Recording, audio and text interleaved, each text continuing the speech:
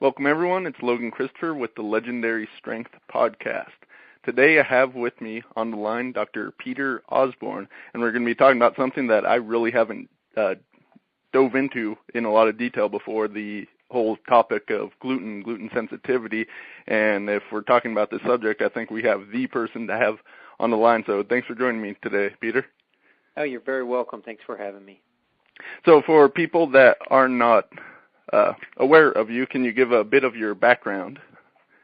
Sure. I'm a chiropractor and a board-certified clinical nutritionist, and I have a practice just outside of Houston, Texas. I've been in practice for about 13 years, treating patients primarily with autoimmune diseases and musculoskeletal conditions.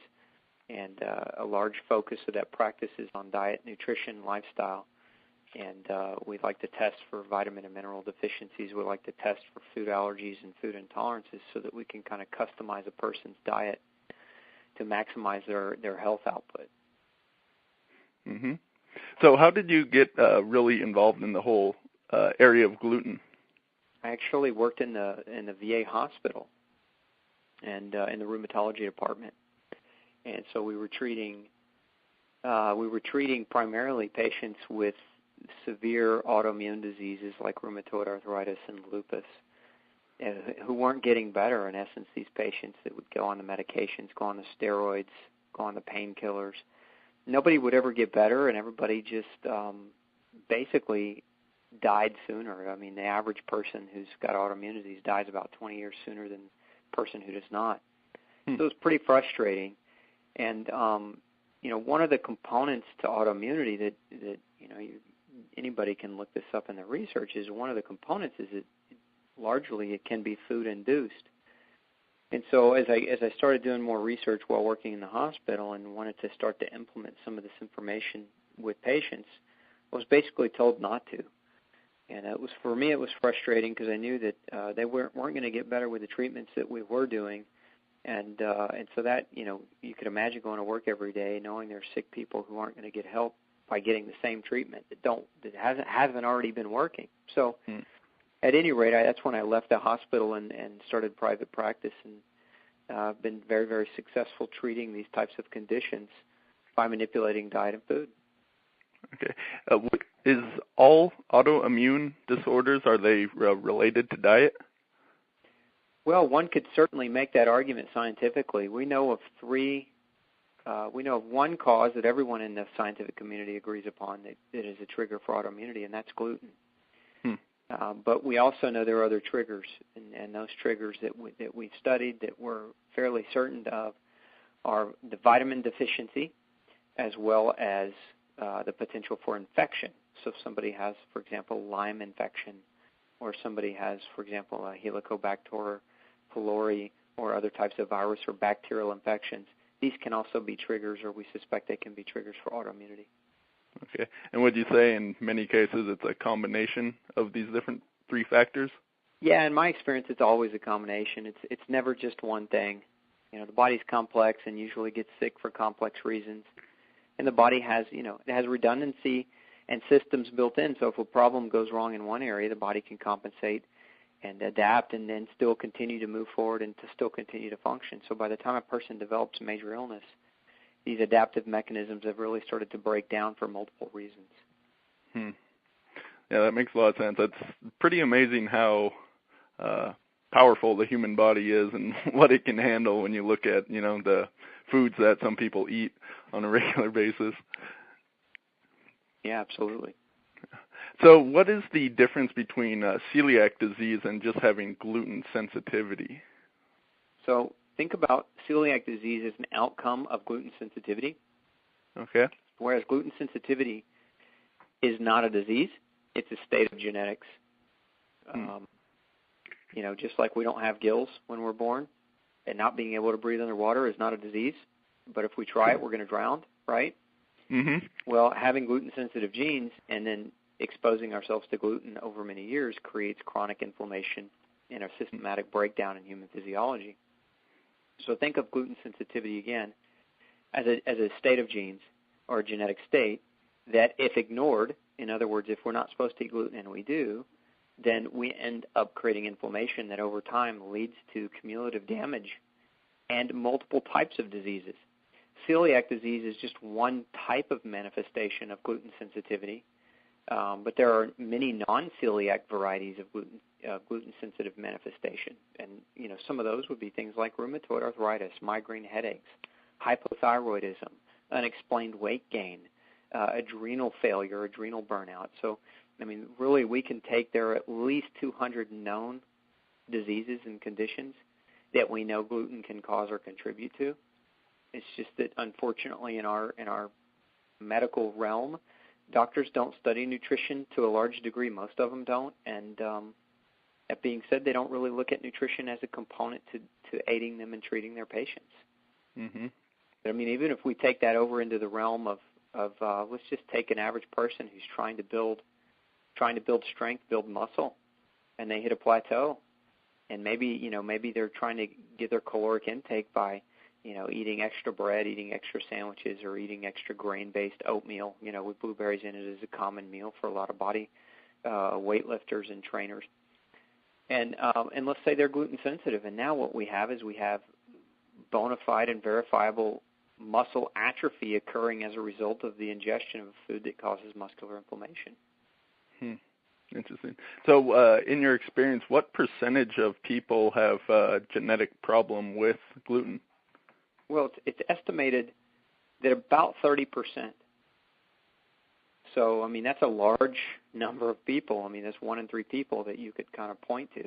Some would say, and there's some research that says that whether or not a person is genetically gluten intolerant, that gluten is just not healthy to eat as a staple food in the diet, meaning that a person may not react to it by making inflammation, but they may, by over-consuming it, it may create to an excessive burden of sugar, or there's a type of chemical or breakdown in wheat called amylopectin that can spike blood sugars very high. So large consumptions of wheat can elevate blood sugar over time, contribute to diabetes. So again, that's not the same thing as being sensitive, but it can have different effects in different people for different reasons. Yeah, that was a question I wanted to ask. So if you're not gluten sensitive, then if you are, then you obviously should completely avoid gluten as much as possible. And even if you're not, then would you still, it'd probably be in your best interest to get away from eating glutinous grains? I would say would probably be in the average person's best intention, mainly because gluten has been shown to cause a phenomenon called leaky gut or intestinal permeability. And it's not that intestinal permeability caused once will create disease, but if it's a staple in the diet and you're eating it on a consistent, regular basis, inducing intestinal leakage on a consistent, regular basis, it can set the stage for a lot of underlying health conditions. So most people know that gluten is found in wheat and a few other grains like barley and rye, but according to the information I've seen on your website, there's really gluten in all forms of grains. It's just different forms of gluten? Yeah, so there are more than 2,000 different types of gluten or variants of gluten. And so when doctors are referring to celiac disease, they're referring to specifically a sequence of gluten proteins called gliadins, alpha-gliadin to be very specific. And alpha-gliadin has been found in wheat, barley, and rye. And in 1952, it was discovered that this particular wheat gluten triggered villus atrophy, also known as celiac disease. But we know that other glutens cause inflammatory damage in humans who are gluten sensitive. The problem is that information largely gets ignored. I think, I try to think intelligently. I think it's because the food industry has really taken gluten-free and created a lot of products with corn, rice, and sorghum and other grains, called them gluten-free, and tried to sell them for massive quantities of money to the general populace. And you can buy a loaf of what they call gluten-free bread made out of rice, and you can use 8 cents of rice, genetically modified to boot, to make a loaf of rice bread, and then sell it for $8. I mean, the markup on that is pretty good. in terms of a business owner. And I don't think that these entrepreneurs have created this gluten-free food fad. I don't think they're really after the health of people with gluten sensitivity. I think they're just trying to sell them junk food under the auspice that it's gluten-free, and they could care less about the outcome of how these people feel. Mm-hmm. Yeah, it's definitely become a very big thing to slap gluten-free labels on everything. I saw like water bottles and all sorts of different things that, just the marketing it's got gluten-free on it. It's like fat-free and sugar-free. Mm-hmm. I mean, remember when those were at their peak? Yep. People, I would see fat-free on a label of hard candy or chewing gum, just because it was a marketing term that people would associate with good health and mm-hmm. buy it for that reason. So if a person is gluten sensitive, should they be avoiding all grains, or are certain grains better than other ones? What about the more ancient grains that people talk about, like kamut and some other ones? Well, even those have been studied to show that they create damage. Some people have come out and said, hey, well, let's try to ferment the bread and create sourdough and see what happens with that. And in some of those studies, those have been shown to cause damage. They've tested einkorn wheat, which is an ancient form of wheat, supposedly non-genetically modified before before all this popularity of the gluten-free diet has come along, and that has been shown to contribute to damage. So my thought clinically, and I've got 13 years of experience and thousands of patients that I've dealt with, is that if you're gluten sensitive, you shouldn't touch any grain if you want to maintain your health. If you're not gluten sensitive, if you're going to use grains, to any great degree, you should choose non-genetically modified, non-tampered with products that haven't had pesticides and chemicals and other agents added to them that could also be detrimental to the health. I think part of it is, grain, as a general rule, what we do to it, before we package it, is relatively unhealthy. And so, again, the cardinal rule in nutrition is one cannot achieve or maintain health eating food that isn't healthy. So, it's the most common sense rule we could apply and follow. Yeah. It's very interesting just looking back historically. People will say that, when we turned into agricultural societies, it was the grain that really allowed us to really sort of build up society, but at the same time it did also lead to health problems that weren't there before. Yeah, becoming very agricultural. Very much a double-edged sword. I agree. So you mentioned the fermented as far as sourdoughs. Is there any sort of difference in how the body reacts if you have like soaked grains or sprouted or freshly ground? Have you seen any information on that? There's really not a lot of research that's been done on it. I can tell you clinically what I've seen, which is those people react to it the same. Okay. So something that I also saw looking over your website, you advocate getting genetic testing for gluten problems rather than blood testing, which is done in most other places, and all the problems with that. Could you discuss that? Yeah, so when we look at blood tests, we're typically measuring the human body's output of what are called antibodies.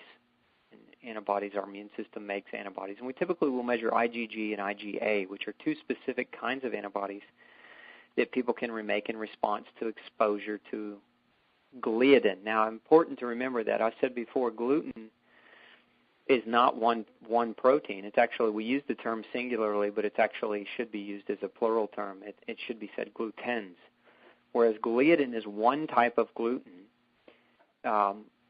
There are thousands of types of glutens, and even the ones in wheat, barley, and rye that are non-gliadins that have been shown to create celiac disease or contribute to damage don't get tested. So if a person, maybe they don't have this strong response to gliadin, but they have a strong response to secalin, which is a different type of gluten found in another grain, and we're not testing for that. So now we get back a test on gliadin, an anti-gliadin test that says that it's negative, and basically the doctor says, oh, your test is negative, continue to eat gluten all you want, when in actuality he didn't really test them thoroughly. He only tested them very, very specifically for an IgG or an IgA response to gliadin. Does that make sense? Mm-hmm. So we're testing for one out of a potential thousands of possibilities of gluten-based reactions. Now, there are some labs that will test for multiple types of gluten, But even those labs only test for a handful. So you might see, as many as 20 different forms of gluten actually being tested, but 20 out of thousands, again, the test is not going to come back without the strong potential for a false negative result. So, when it comes to telling a person, hey, you need to change your diet for the rest of your life, I like to be pretty certain before I can guide them down that pathway. So genetic testing offers that certainty, because what genes tell us, they don't tell us whether or not a person is reacting to gluten. They tell us whether or not a person will react to it. Does that make sense? Yeah. So, again, it's kind of like the gills analogy. I can tell you don't have the genes to produce gills, right, to extrapolate oxygen from water. So I can subsequently surmise that if you go underwater and try to breathe, you will drown. And it's the same kind of thing with gluten-sensitive genes. If you have gluten-sensitive genes and you eat gluten, you will develop an inflammatory response to it. How much of a response? There are other factors involved. If a person sits on the couch and is lethargic and doesn't exercise and eats junk food all the time, that person's probably overall going to be sicker and respond more aggressively to gluten exposure than the person who is doing everything else right but gets occasional gluten exposure. Okay. Going back to the vitamin and mineral deficiency, if someone is gluten sensitive, or even if it's not, since we determined grain's really not the best food, is that going to contribute to the body using up more of its available resources, more vitamins and minerals, and thus can lead to deficiencies, and why really like one thing can have so many different symptoms or diseases that come off of it? Yeah, absolutely. I mean, we call gluten a hydra because it can cause so many different problems. So you get exposure to the food, and like you said, the exposure creates a pull on the body's resources to try to combat it. And then you end up with vitamin and mineral deficiencies that can create additional symptoms and problems. And then those problems put an even greater tax and stress on the body. One of the most common that we see clinically is vitamin B12 deficiency. This gluten can damage cells in the stomach that are responsible for absorbing and breaking down vitamin B12 from the food that we eat and allowing us to absorb it. And B12 deficiency, the symptoms are widespread, but some of the more common ones, depression, fatigue, shortness of breath, anemia can develop. People can develop neuropathies. So there's a whole slew, neuropathies or nerve damage. So there's a whole slew of symptoms associated with, just the potential for one nutrient to become deficient, let alone multiple nutritional deficiencies. There have been a number of studies on looking at gluten and the people with gluten sensitivity and their nutritional levels, like when we measure their nutritional levels over time, even watching them follow a gluten-free diet. And the general trend is that people with gluten sensitivity issues tend to be more malnourished. Now, we don't really know why. Are they more malnourished because they're eating gluten? Are they more malnourished because gluten has damaged their GI tract and doesn't allow them to absorb properly anymore? Are they more malnourished just because they have a bad diet? I mean, there's a lot of variables there, but there's a general trend in that gluten we know causes vitamin and mineral deficiency. Very interesting. So I would imagine this probably also occurs to some degree, although a lesser degree, to people eating, especially the hybridized forms of wheat and everything that's commercially available, even if they don't have a gluten sensitivity. Yeah, so that's the other question, right? Is whether or not these hybridized versions of grain are genetically tampered with, maybe not genetically tampered with directly, but indirectly through the use of genetically altered pesticides and fungicides and everything else. Are those things that can destroy a person's health? Absolutely, especially those that are susceptible. I've actually had patients who didn't really react so much to gluten as much as they did to the fungicides being used in common strains of grain for storage. As part of our testing process is to test for those different insecticides and pesticides so that we know what a person's reacting to versus what a person's not reacting to. And yeah, absolutely. I mean, the whole process, I guess you could say the whole process of processing grain is one that can lead to a lot of health detriment. Yeah, I remember reading Weston A. Price's Nutrition and Physical Degeneration, and some of the cultures ate grains, other ones didn't. But there's a humorous story about Weston A. Price approaching an Indian who's grinding grain. I believe it was corn, and he was asking why the Indian didn't do a whole bunch of it all at once, and the Indian replied that something was gone if you let it just sit there, if it wasn't freshly ground. There's all kinds of interesting things that, there's so much to research that not everything is really well known at this point. Well, you're right, and what's really neat is that the human individual trumps all research, right? Yeah. I mean, in science, doctors always tout, hey, the only evidence is double-blind, randomized, placebo-controlled evidence. Mm-hmm. But really nothing could be further from the truth, because the only real evidence is what a person responds to or doesn't respond to. It's how the individual responds, right? Yeah. That's the only thing that matters at the end of the day. If you've got 1,000 people and 40% of them do better on a gluten-free diet, so you could say, oh, there's a statistical variance difference that people go on gluten-free that could benefit, it doesn't mean anything for the person over here who's gone gluten-free and didn't benefit. You see what I'm saying? So the only real evidence is that in the individual, that in the experience and in the wisdom. And I think we've kind of misplaced a lot of the food-based wisdom with the modern technology and processing and convenience. And Absolutely. I think reading things like Weston Price, it's a great book.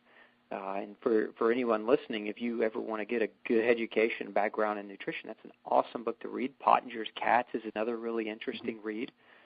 But yeah, I think we have to kind of go back in time and study nutrition a little bit more carefully. I think a lot of the research too has focused more on pharmaceuticals and really left food out as a role of importance.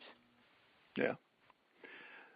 So regarding the gluten testing, is this something you'd advocate that everyone should go for, just to either see if this is a really big problem for you or not? Or what are some of the symptoms people can look at that they may have that would give them an idea if gluten sensitivity may be a problem for them?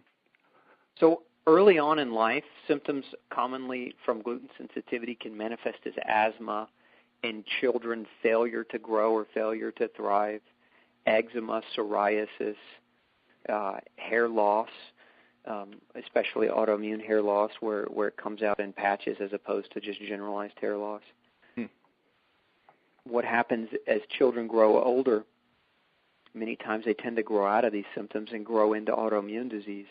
And so a number of the different autoimmune diseases and gut problems that we see associated with gluten, irritable bowel syndrome, migraine headache, hypothyroidism, persistent. There's a condition on the skin called dermatitis herpetiformis. These are all, known to be induced as a result of gluten exposure, among other things. And so, anybody suffering with any of those conditions who is not following a gluten-free diet should certainly, in my opinion, be tested. Now, if I could advocate, I think if children could be tested at birth genetically, I think it would save the world from a lot of problems. I think it would save a lot of people a lot of problems in terms of the development of disease. Because if we could, before the problem starts, right, if we could stop it from ever starting, obviously that is the ultimate in prevention versus waiting until a problem becomes chronic and a patient becomes sick, and now we have to go and not only treat it by addressing the diet, but then we have to do all these other things to help the body recover better, help the body recover faster,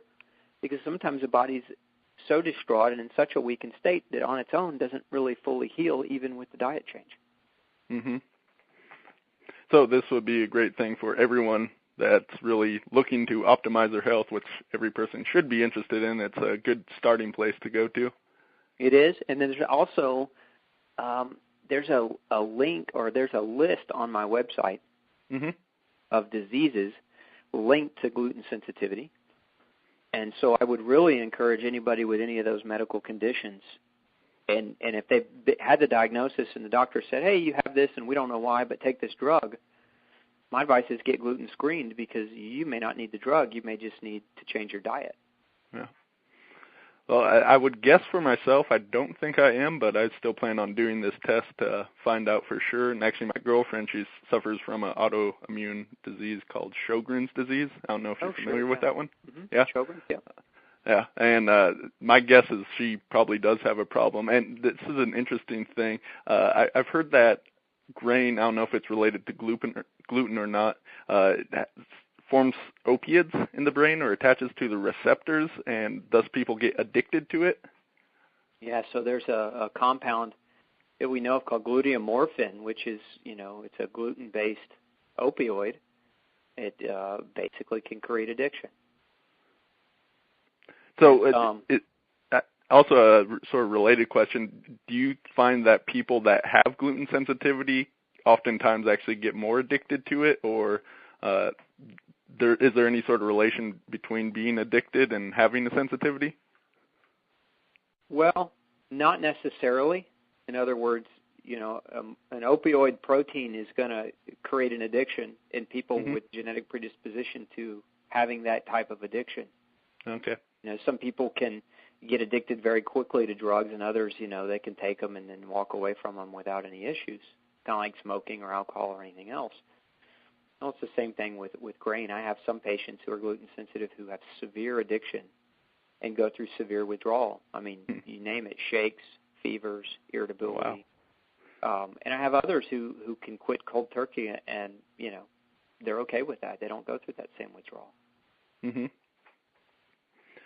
So if you are sensitive or just want to optimize performance and get away from grains, obviously you can't eat by the USDA food pyramid where you get your 6 to 12 servings of grain. What do you advocate that people eat? And if you can't go for the gluten-free breads and different things that they have, I remember my friend telling me that he was telling people eat gluten-free without eating gluten-free with air quotes. Don't go for anything packaged that has that.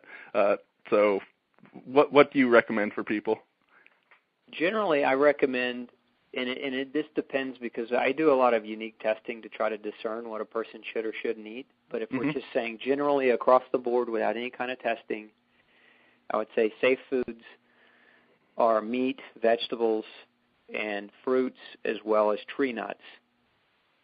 Legumes, less so. They have a lot of similar properties to the grain in that they're hard to digest and that they have enzyme inhibitors in them. And that's one of the newer theories in medicine behind why gluten damages so many people. Is there something in it called an amylase trypsin inhibitor, which is basically an enzyme that inhibits pancreatic enzymatic release. So it shuts down a person's pancreas and prevents them from being able to digest. Wow. And so to divert just a moment on that, if you think about that in terms of what a seed and a legume are, in Mother Nature, they are vesicles to perpetuate and preserve the species, right? Mm-hmm. So it goes to say they don't really want to be digested and eaten. They want to pass through your poop and come out on the other end with fertilizer intact, right, so that they can grow and perpetuate their species. So it makes sense that they would have chemicals that would inhibit our ability to properly break them down and degrade them, which is why if you look historically at the way, if you look at the way people consumed grain and legumes in the past, hundreds of years gone by, is they would soak them, they would sprout them, they would add enzyme or add bacteria to them to help pre-digest them or ferment them, right? Mm-hmm. Part of this was because many of these things are difficult to digest. Right. So what are some of the other common things that you look or test for to see if people have problems with them? So kind of a standard is we look at vitamin and mineral deficiency because I want to know whether or not a person's diet is providing all the nutrients that their body needs to repair and recover.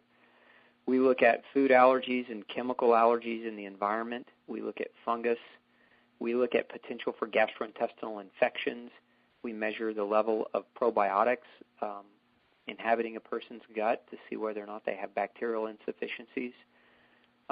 We measure DNA patterns to see how well a person detoxifies.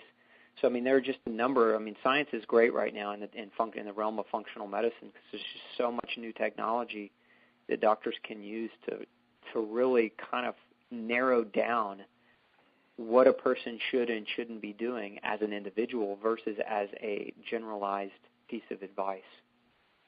Yeah, I think that's very important. If you can get this testing done, all these different things to find out what you really need, and also with some things like vitamins and minerals, then you can see, if you add something in, does that correct the balance? Does that really help you out? So I think that, like you said, it's a very exciting time because we can become very personalized in what we're doing with our diet and find what works best for us. And as I see peak performance, that's certainly something I plan on investigating even more in the future. Yeah, especially peak performance, right? optimize it.